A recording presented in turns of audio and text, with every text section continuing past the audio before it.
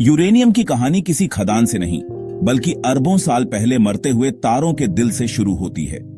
जब बड़े तारे सुपरनोवा के रूप में फटते हैं, तो वे न्यूट्रॉन कैप्चर की तेज प्रक्रिया से ब्रह्मांड के सबसे भारी एलिमेंट्स सोना, प्लैटिनम और यूरेनियम बनाते हैं। ये एलिमेंट्स अंतरिक्ष में फैल जाते हैं और कॉस्मिक धूल के बादलों का हिस्सा बन जाते हैं।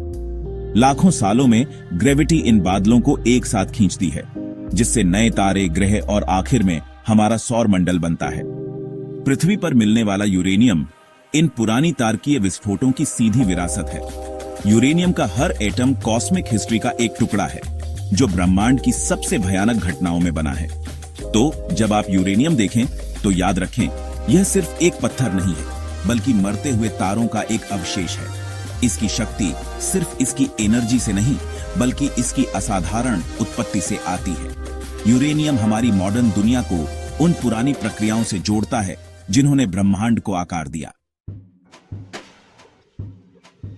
अपनी कॉस्मिक उत्पत्ति के बाद पृथ्वी के बनने के साथ यूरेनियम का सफर जारी रहा। दूसरे भारी एलिमेंट्स के कोर में डूब जाने के उलट यूरेनियम का रॉक लविंग नेचर उसे ग्रह के मेंटल और क्रस्ट में रखता था। लाखों सालों में जियोलॉजिकल प्रक्रियाओं ने यूरेनियम को कुछ खास चट्टानों, खासकर सैंडस्टोन और ग्रेनाइट में इकट्ठा कर दिया। पानी ने यूरेनियम को घोला और फिर से जमा किया, जिससे धीरे धीरे अयस्क भंडार बनते गए। ये नेचुरल स्टोरेज साइट्स हैं, जहां हमें आज यूरेनियम मिलता है। ज्यादातर यूरेनियम 238 और कुछ यूरेनियम 235 के रूप में। यह जियोलॉजी की शक्ति का सबूत है कि यह दुर्लभ एलिमेंट हमारे लिए सुलभ हो गया। जो यूरेनियम हम निकालते हैं, वह लाखों सालों के प्लैनेटरी ट्रांसफॉर्मेशन का नतीजा है। यूरेनियम निकालने की शुरुआत माइनिंग से होती है। ओपन पिट, अंडरग्राउंड या इन सीटू लीचिंग, जो डिपॉजिट की गहराई पर निर्भर करता है। अयस्क को कुचला जाता है और केमिकली ट्रीट किया जाता है, ताकि यूरेनियम को बेकार चट्टान से अलग किया जा सके। नतीजा एक गाढ़ा पाउडर होता है, जिसे येलो केक कहते हैं, जो न्यूक्लियर फ्यूल प्रोडक्शन में एक अहम इंटरमीडिएट है। येलो केक स्टेबल और ट्रांसपोर्टेबल होता है, लेकिन अभी रिएक्टर के लिए तैयार नहीं होता। इसे एनरिचमेंट के लिए यूरेनियम हेक्साफ्लोराइड गैस में बदला जाता है, जिससे यूरेनियम 235 का अनुपात बढ़ता है। एनरिचमेंट के बाद ही रिएक्टरों के लिए यूरेनियम फ्यूल रॉड बनाई जा सकती है। यह प्रक्रिया बिखरे हुए एटम को एक शक्तिशाली, इस्तेमाल करने लायक एनर्जी सोर्स में बदल देती है। माइनिंग और मिलिंग इंजीनियरिंग के चमत्कार हैं, जो कॉस्मिक धूल को हमारी दुनिया के लिए फ्यूल में बदलते हैं। हर कदम को यूरेनियम को उसके अहम रोल के लिए सुरक्षित रूप से इकट्ठा करने और तैयार करने के लिए डिजाइन किया गया है। यूरेनियम का मुख्य उपयोग न्यूक्लियर पावर प्लांट्स के लिए फ्यूल के रूप में होता है, जहां यूरेनियम 235 के एटम को भारी एनर्जी छोड़ने के लिए तोड़ा जाता है। यूरेनियम की एक गोली 1 टन कोयले जितनी बिजली पैदा कर सकती है, जिसमें बहुत कम कचरा होता है और कोई ग्रीन हाउस गैस नहीं होती। न्यूक्लियर पावर भरोसेमंद 24 घंटे एनर्जी देती है, जो एक सस्टेनेबल फ्यूचर के लिए जरूरी है।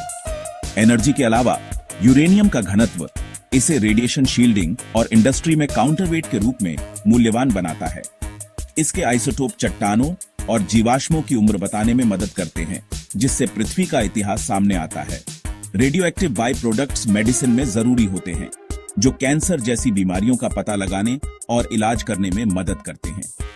यूरेनियम का असर पावर ग्रिड से लेकर अस्पतालों और रिसर्च लैब तक फैला हुआ है। यह मॉडर्न साइंस, टेक्नोलॉजी और क्लीन एनर्जी का एक आधार है। भारत के लिए यूरेनियम एनर्जी सिक्योरिटी और टेक्नोलॉजिकल प्रोग्रेस की कुंजी है। भारत का न्यूक्लियर प्रोग्राम सीमित यूरेनियम रिजर्व का अधिकतम उपयोग करने और आखिर में विशाल थोरियम रिसोर्सेज का लाभ उठाने का लक्ष्य रखता है। झारखंड और आंध्र प्रदेश में बड़े यूरेनियम डिपॉजिट घरेलू सप्लाई को सपोर्ट करते हैं, लेकिन इंपोर्ट अभी भी जरूरी है। 2008 का भारत अमेरिका न्यूक्लियर एग्रीमेंट ने ग्लोबल यूरेनियम मार्केट तक पहुंच खोली, जिससे रिएक्टरों का विस्तार हुआ। न्यूक्लियर एनर्जी फॉसिल फ्यूल पर निर्भरता कम करती है और इकोनॉमिक ग्रोथ को सपोर्ट करती है। एक मजबूत nuclear sector innovation, skilled jobs और मेडिसिन और इंडस्ट्री में प्रगति को बढ़ावा देता है।